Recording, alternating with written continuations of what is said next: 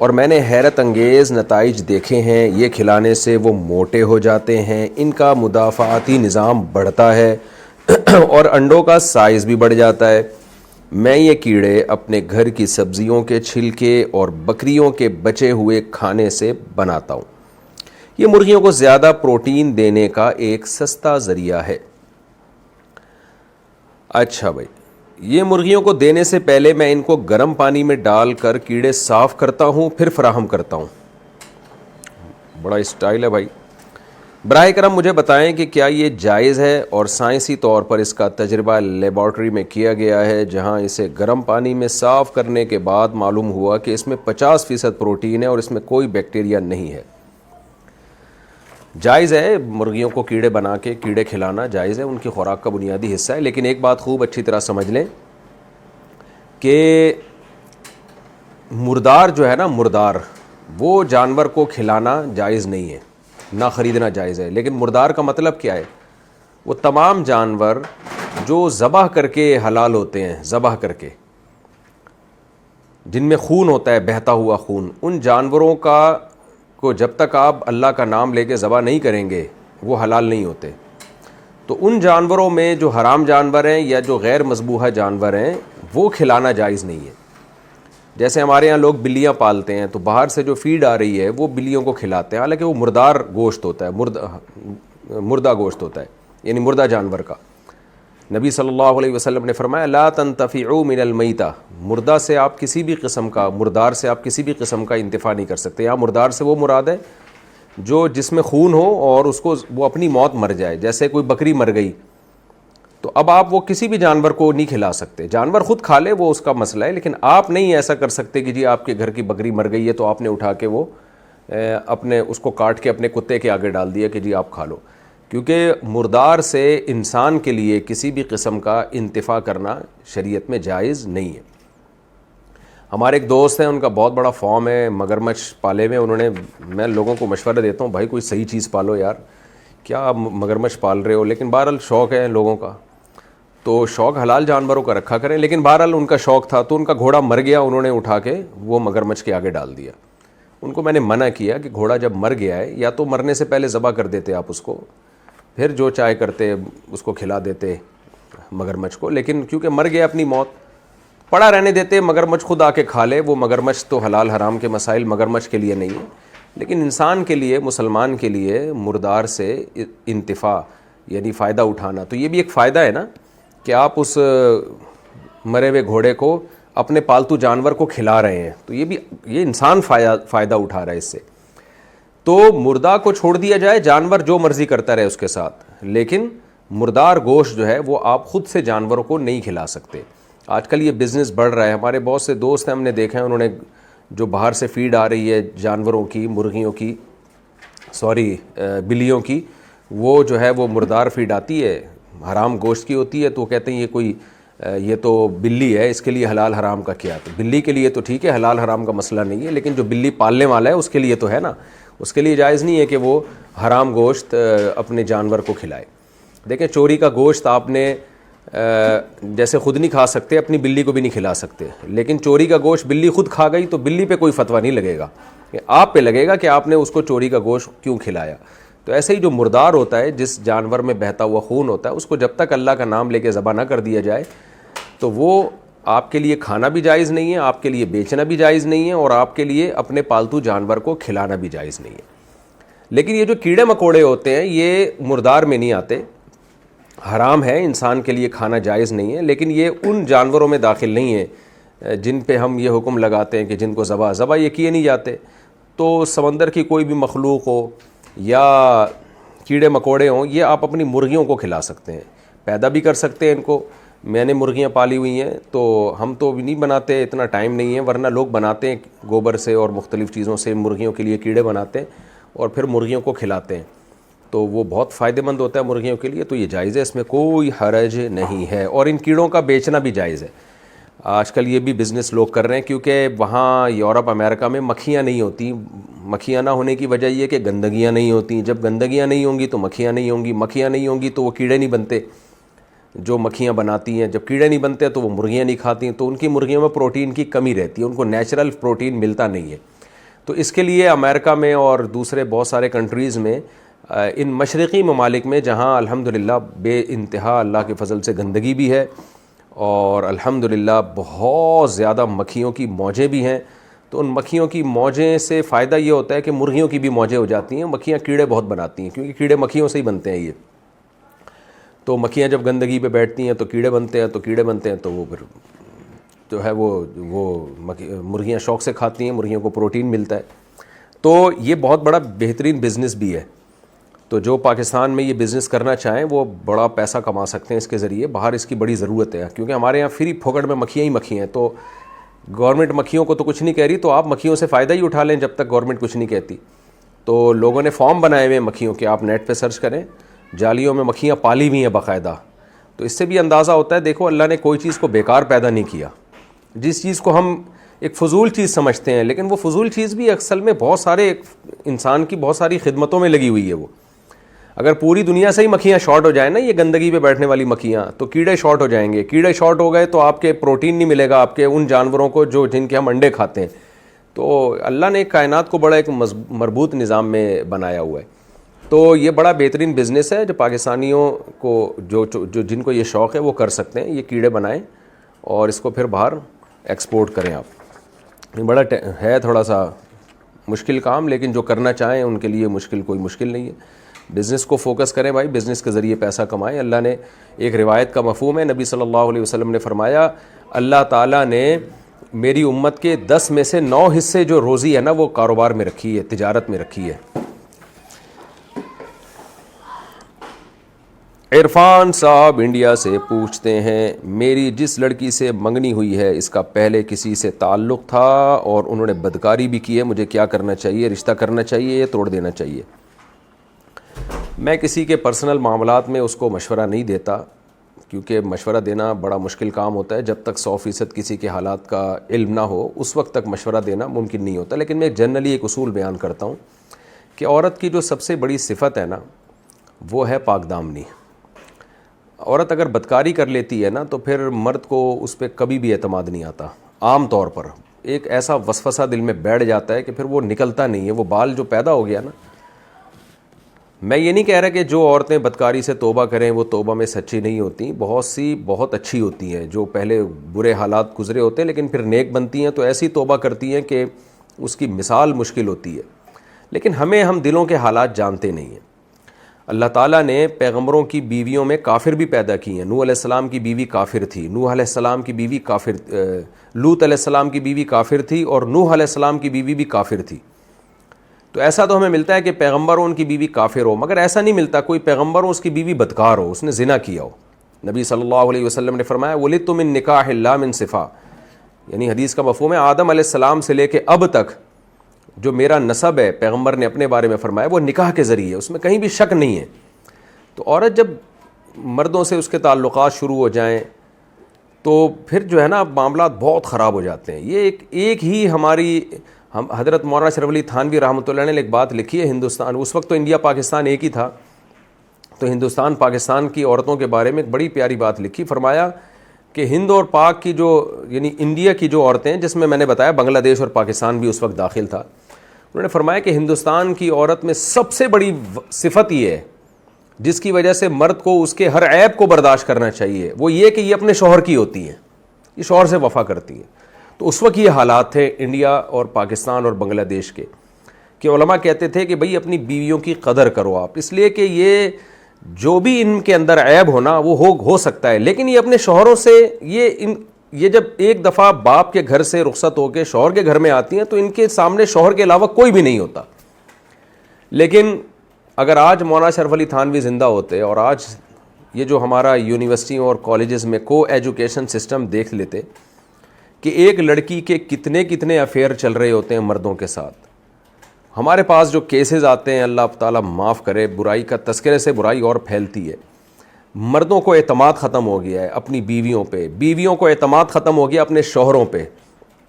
عورت کو یہ ڈر ہوتا ہے پتہ نہیں کہاں یہ کمبخت منہ کالا کر رہا ہے جا کے، کس سے اس نے کے رابطے ہیں، کتنی اس کی کلاس فیلوز ہوں گی جن سے یہ گپے لگاتا ہوگا. اور مرد کو اپنی بیوی پہ اعتماد نہیں ہے.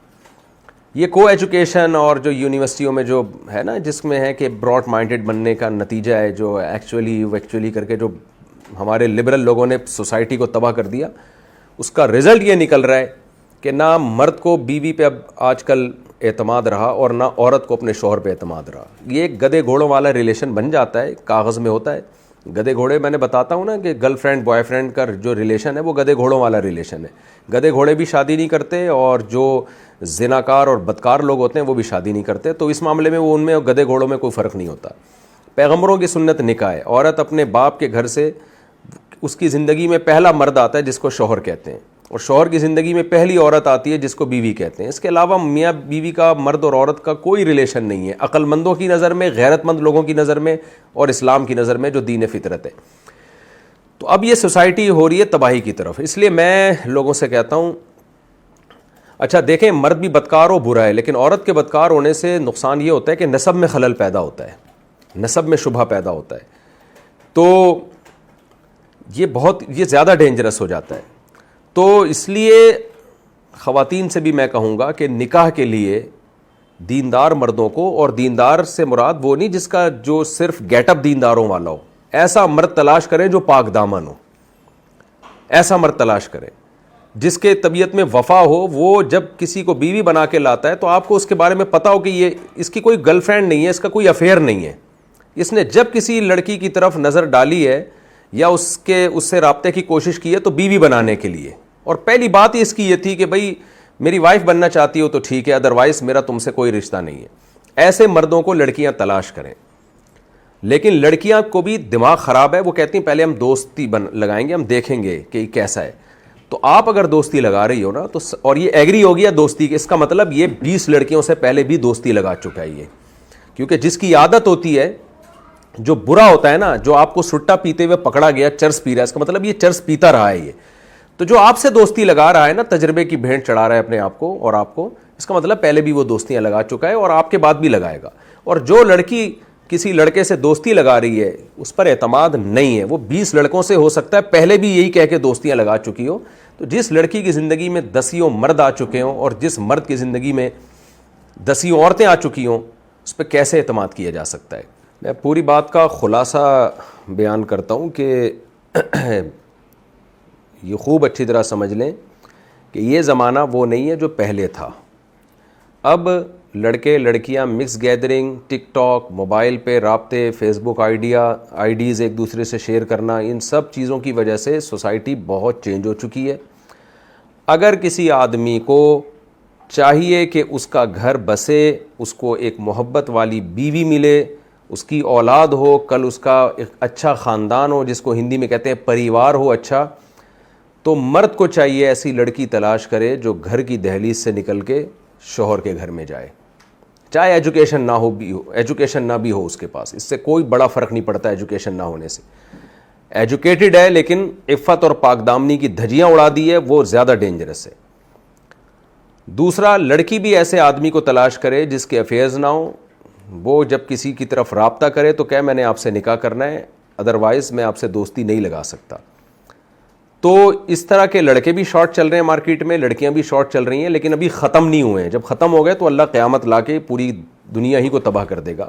ختم نہیں ہوئے ہیں، شارٹ ضرور ہوئے ہیں. تو مشکل ہوگی لیکن آپ تلاش کریں، مل جائے گی. تو اور اگر ایجوکیٹڈ لڑکی ہی دیکھنی ہے آپ نے تو ایجوکیٹڈ لڑکی میں پھر پاک دامن وہاں بھی ملیں گی آپ کو، تو اس میں بھی آپ یہ کوشش کریں. تو سب سے پہلی جو چیز ہے نا لڑکی میں دیکھنے کی، حدیث کی روح سے بھی اور فطرت بھی جس کو کہتی ہے اور عقل بھی یہی آرڈر دے گی آپ کو، سب سے پہلی چیز لڑکی اور لڑکے دونوں میں یہ ہے کہ پاک دامنی. پاک دامنی کا مطلب ان کے افیئرز نہ ہو، اس پہ کوئی کمپرومائز نہ کیا کریں. باقی یہ کہ آپ کے خاص اسپیسیفک آپ نے جو پوچھا ہے کہ جس لڑکی سے میری منگنی ہوئی ہے اس نے پہلے بدکاری بھی کر چکی ہے، اس سے مجھے نکاح کرنا چاہیے نہیں کرنا چاہیے، تو میں نے پہلے بتا دیا کہ میں ذاتی معاملات میں مشورے نہیں دیتے. اصول اور ضابطے میں بیان کرتا ہوں کہ جب ایک لڑکی کسی مرد سے بدکاری کر لی نا تو بہت ایک حیا بہرحال نکل جاتی ہے، اور اتنا معاملہ آگے تک جا چکا ہو تو بڑا مشکل ہوتا ہے کہ پھر مرد کے دل میں وسوسے نہ آئیں اس کے بارے میں. آپ کہیں سفر پہ جائیں گے 1 سال کے لیے بعض دفعہ جاب ایسی ہو جاتی ہے آدمی ایک سال گھر سے باہر رہتا ہے، پھر آپ کے دماغ میں شیطان وسوسے ڈالتا رہے گا کہ پتہ نہیں کیا ہو رہا ہے، کوئی افیئر تو نہیں چل رہا. آج کل کوئی 100% نگرانی کر نہیں سکتا. تو یا تو اتنا بڑا ظرف رکھیں کہ پھر آپ نے وسوسے دل میں نہیں لے کر آنے، آپ کو اس پہ یقین آ جائے تو ٹھیک ہے، لیکن جب وسوسے آتے ہیں تو پھر آدمی پریشان ہوتا ہے. عورتیں بھی اس طرح پریشان ہوتی ہیں، جب ایک دفعہ میاں پکڑا جائے نا کسی افیئر میں تو پھر وہ 100 قسمیں اٹھا لے، عورت کو اعتماد نہیں آتا، پھر عورت کو یہی ہوتا پتہ نہیں گھر سے باہر کیا کر رہا ہے. تو یہ رشتہ کی جو بیس تھی وہی بیس ہی ختم ہو جاتی ہے. تو اپنے لیے کوشش یہی کرنی چاہیے کہ پاک دامن سے پاک دامن لڑکی تلاش کریں. آگے اولاد کے بڑے مسائل ہوتے ہیں، اور عورت کو بھی چاہیے پاک دامن مرد کو تلاش کریں. سورہ نور نے دیکھیں قصہ ہی ختم کر دیا نا، الطیبات للطیبین والطیبون للطیبات. اللہ کہتے ہیں پاک دامن عورتیں پاک دامن مردوں کے لیے، اور پاک دامن مرد پاک دامن عورتوں کے لیے. والخبیثات للخبیثین والخبیثون للخبیثات. ناپاک عورتیں گندی عورتیں گندے مردوں کے لیے، اور گندے مرد گندی عورتوں کے لیے. تو گند میں گندوں کو منہ مارنے دیں، اور آپ کوشش کریں کہ پاکیزہ عورتیں تلاش کریں، اور پاکیزہ عورتیں کوشش کریں پاکیزہ مرد تلاش کریں، تاکہ ایک اچھا معاشرہ وجود میں آئے.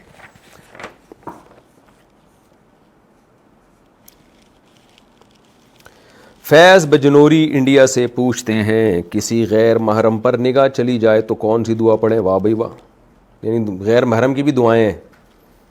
میں نے سنا ہے کسی غیر محرم پہ اگر نظر پر چلی جائے تو دعا پڑھنی چاہیے جس سے اللہ تعالیٰ اس کے لیے ایک حور بڑھا دیتا ہے. اس بارے میں رہنمائی فرمائیں، کیا یہ بات سچ ہے؟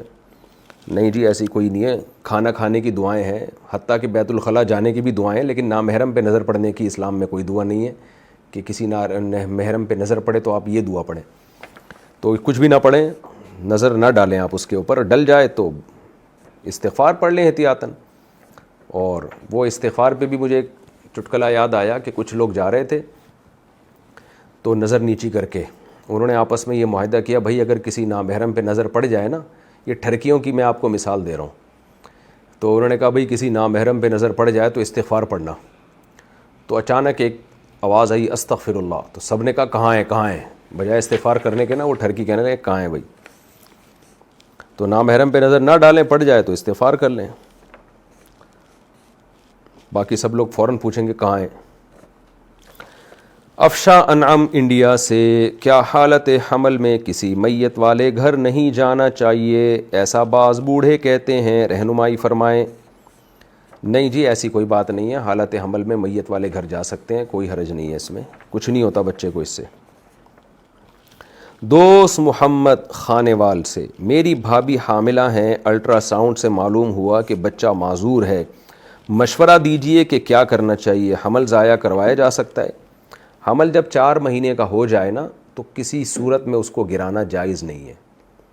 صرف ایک صورت ہے کہ ڈاکٹر کہہ دیں یہ بچہ پیدائش سے پہلے ہی مر جائے گا، اور اگر ابھی اس کو ایبارشن نہ کیا تو ماں کی زندگی کو خطرہ ہے، تو پھر بچے نے تو ویسے ہی مر جانا ہے پیدائش سے پہلے ہی، تو پھر وہ اس کو وقت سے پہلے اس کی ایبارشن کروا کے ضائع کیا جا سکتا ہے، کیونکہ ویسے بھی زندہ آنا نہیں ہے اس نے دنیا میں.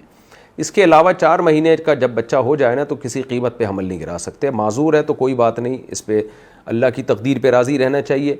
سارے مزے انسان نے دنیا میں نہیں اٹھانے، اصل تو آخرت ہے. تو ہم نے دیکھا ہے لوگوں نے اپنے معذور بچوں کو پالا اور بڑی محبت سے ان کو پال پوس کے بڑا کیا. دیکھیں کافر چاہتا ہے، کافر کا آخرت پہ یقین نہیں ہے، تو کافر تو چاہے گا کہ کوئی ٹینشن نہ ہو اس کو دنیا میں، وہ ہر طرح کی ٹینشنوں سے آزاد زندگی گزارنا چاہتا ہے، کیونکہ اس کا عقیدہ مر کے مٹی ہو کے ختم ہو جاؤں گا. لیکن ہم تو مسلمان ہیں بھائی، قرآن کہہ رہا ہے وَإِنَّ دَارَ الْآخِرَةِ لَهِيَ الْحَيَوَانُ، کہ اصل زندگی ہے ہی آخرت کی. تو جب آخرت ہی اصل ہے تو اگر معذور بچہ پیدا ہو گیا تو بھائی یہ تو آپ کے لیے جنت کمانے کا ایک بہترین ذریعہ ہے. آپ اس معذور کی خدمت کریں، ایک ایک لمحے میں آپ کے درجات بلند ہوں گے. ہم بچپن میں رہا کرتا تھا، ہم نے ایک دیکھا کہ ہمارے دوست تھے، ان کا معذور بچہ تھا، وہ واکر پہ لے کے اس کو گھومتے تھے. 8-10 سال انہوں نے اس بچے کی خدمت کی، اس کے بعد اس بچے کی ڈیتھ ہو گئی. تو آپ سوچیں کیا اللہ تعالیٰ کے اعمال میں نہیں لکھے جا رہا یہ اجر؟ جو بھی بچہ ہوتا ہے نا، غیر مسلموں نے یہ شو کیا ہے کہ یہ بچہ ماں باپ کا ہے. اسلام کہتے ہیں نا نا نا نا، پہلے یہ اللہ کی مخلوق ہے، اس کے بعد والدین کا بچہ ہے. یہ خوب سمجھ لیں. ہم جن بچوں کو پالتے ہیں، محبت دیتے ہیں، پڑھاتے ہیں، کوشش کرتے ہیں وہ دنیا میں ترقی کریں، تو یہ اپنے بچوں کو نہیں کر رہے, یہ اللہ کی مخلوق کی خدمت کر رہے ہیں. اپنے بچہ یہ بعد میں آپ کا, پہلے اللہ کی مخلوق ہے یہ. تبھی ماں باپ پر فرض ہے کہ اپنے بچوں کو پالیں, کیونکہ وہ اللہ کہتے ہیں تمہارے نہیں ہے, میری مخلوق ہے یہ میں نے تمہارے ذمہ لگایا ہے ان کی خدمت کرنا, ان کی کیئر کرنا. تو اس لیے ہمارے لیے تو جنت کمانے کا ذریعہ ہے. یہی وجہ ہم نہ نسل روکتے ہیں اور نہ الحمدللہ ہم بچوں کو بوجھ سمجھتے ہیں, نہ لڑکیوں کو بوجھ سمجھتے ہیں نہ لڑکوں کو. ہمارے پاس تو یہ آخرت کا بہترین ذریعہ ہے. جو دنیا پرست لوگ ہوتے ہیں وہ بچے روکتے بھی ہیں, اس لیے کہ 2 سے زیادہ ہو گئے تو ہماری آمدن میں یہ ہمارے ساتھ شریک ہو جائیں گے.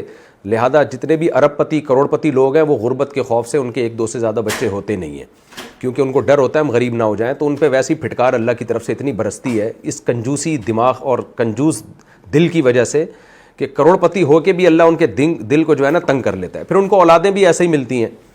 وہ کہتی ہیں کہ ابا نے اس لیے پیسے جمع کر کے رکھے تھے کہ بھئی 2 بچے اس لیے ہوئے کہ جی ان پہ خرچ نہ کرنا پڑے, تو ان کا بھی یہی مائنڈ بنتا ہے. وہ کہتے ہیں ہم بھی جو ہے وہ خرچ نہیں کریں گے.